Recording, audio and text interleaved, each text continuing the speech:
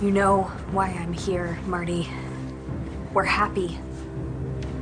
Please don't tell him this isn't his baby. What do you expect, Natalie? You want me to throw you an engagement party? I get that you hate me. And you don't care if my life falls apart. But what about John? Do you really want to destroy him too? You have it all now, Natalie, don't you? Perfect little family. Except it isn't all that perfect. Carrying another man's baby. John has no idea. Okay, just answer the question. Are you going to tell him or not? Damn straight I'm gonna tell him, because John deserves the truth. Okay, got your answer. Now you can leave, because I have a lot of things to do. It's a busy time of year. You know, I gotta get... No, actually, wait. Santa Claus isn't coming to my house this Christmas or for the next 9 Christmases, because my son is in jail. I know that you believe... You are a hypocrite. You're all about honesty when it's someone else's child. But when it comes to your own, you have no problem lying through your teeth. It's 2 different things. Your child will be my son's age one day, and maybe then you'll have an idea of what you've done to me. I didn't do this to hurt you. Of course not. And I'm alone for the holidays. It's just the way it goes, right? You know, I can't even give a present to my own granddaughter. Sorry, Marty, but that's not my fault. No, it's Todd's fault. You know, he's so determined to keep me away from hope that he's hired your brother. He's hired your brother to dig up dirt on my life. And that's how you found out that I had your paternity test, right? He told you. Well, good thing for me I have another copy, okay? So now all I have to do is figure out when I can share the news with John. Marty, please, please, please, please don't do that. Wait, I'm sorry, what is that, begging? Do I hear begging? Because I remember begging you not to turn coal in, and look where it got me. Okay, just hear me out, okay? And if that doesn't change your mind, then I will go to John and tell him the truth myself, and just pray that he'll find a way to forgive me. I'll put John... I'm gonna tell John a long time ago. But then you decided that the whole sleeping with a good friend thing might feel hard to get past.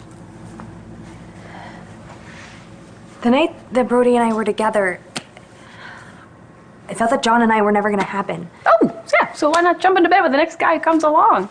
Look, I was in really bad shape that night, Marty, and I think you know why. I saw you kissing him. I thought that John had ignored the letter that I wrote him, but in fact he never got it because you kept it from him. Oh, it's my fault. It's my fault that you're carrying Brody's child, huh? Just trying to explain what happened that night. You know, Brody was miserable. He thought that he'd lost Jessica forever, and we were both really, really drunk. We just acted on impulse, and we regretted it the instant it happened. We didn't think we were hurting anyone. Well, you know, if you want to drown your sorrows in sex, don't you think you could have found someone a little more anonymous? I don't know, or practice safe sex. Look, I can't undo that mistake. What I can do is prevent any more mistakes from happening, and like hurting John, or Jessica, or Brody for no good reason. Yeah, you know what, they have, we use this little word, it's called rationalizing. That's what you're doing. John loves this baby. Brody is thrilled to have a family that he never got to have, and Jessica, you know better than anyone, has been through hell, and do you really want to send her back there? I mean, I would think as her friend, you would want to spare her. Oh, you know what? You're not asking me to spare Jessica. You want me to spare you. So give me a reason, okay? You want me to keep my mouth shut, keep your dirty little secret? What do you do for me? What do you want?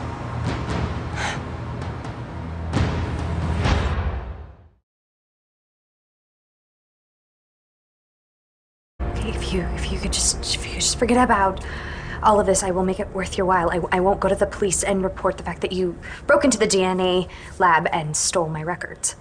That's it?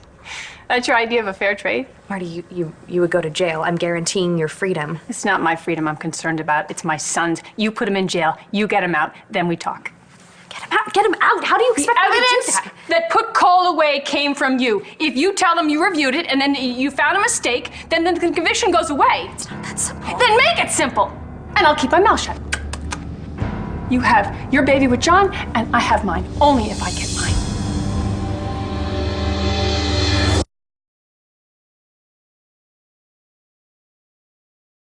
Look, Marty, even if I swore up and down that the forensics were compromised somehow, it doesn't matter. Cole confessed. I mean, that supersedes everything. I don't have the power to get him released.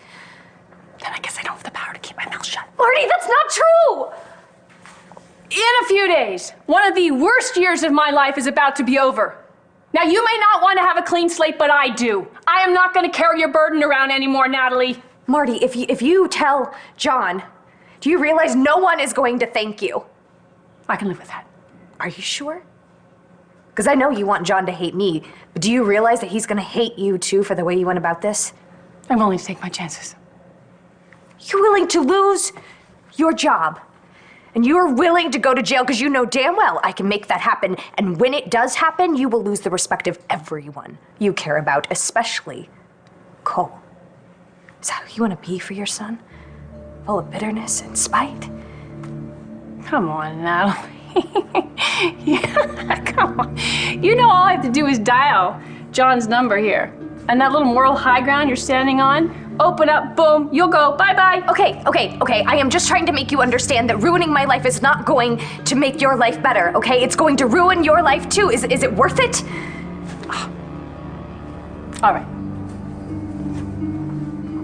All right?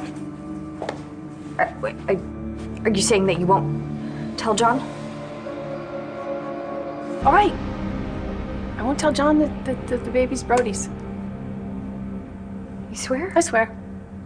I mean, he might figure it out. He's a detective. But it won't come from you. It won't come from me. How do I know? Oh, come on. What do you want me to do? Sign something about I swear that I will not tell John that his fiancée is a lying slut who is carrying Brody Lovett's baby and passing it off as his own. Oh. I swear my son's life. Is that good enough for you? Yes. Good, then go! Go! Merry Christmas. Get out! Thank you.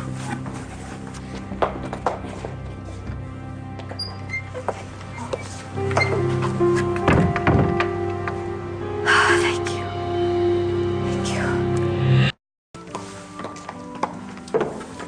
Ooh, sorry to interrupt. We just wanted to tell you that the tree is indeed amazing. Thanks. You know, Aubrey does have a real great eye for Natalie. Mom is right. The tree is amazing. Hey, Natalie, this is Aubrey. Aubrey, this is my sister Natalie. So nice to finally meet you. Same to you, and congratulations. It's so exciting about you and Joey. Thanks. This is a pretty great Christmas, huh? All the happy couples coming out of the woodwork. Your mom and Charlie, Aubrey and I, Jess and Brody, and you and John. No, Cole, don't worry. I might have promised that I wouldn't tell John, but I didn't promise that I wouldn't tell somebody else. I have a pretty good idea who that someone else might be. Hey, where'd you run off to? I was just getting my last Christmas gift, and it turns out that it's the best one ever.